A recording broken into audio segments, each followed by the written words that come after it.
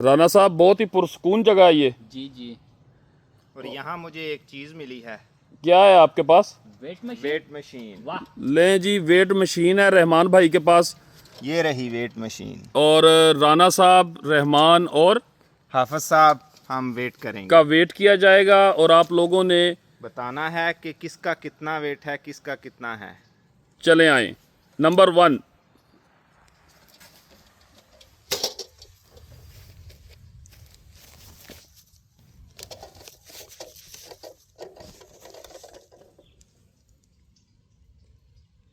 Number 2,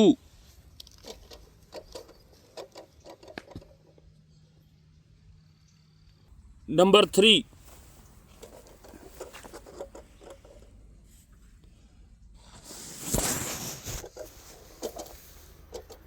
आप लोगों ने नंबर 1, नंबर 2, नंबर 3 बताना है। इनमें से बताना है कि नंबर 1 किसका है, नंबर 2 किसका है, नंबर 3 किसका है। अपना अंदाज़ा बताएं। राना साहब, रहमान साहब और मैं। अस्सलाम वालेकुम।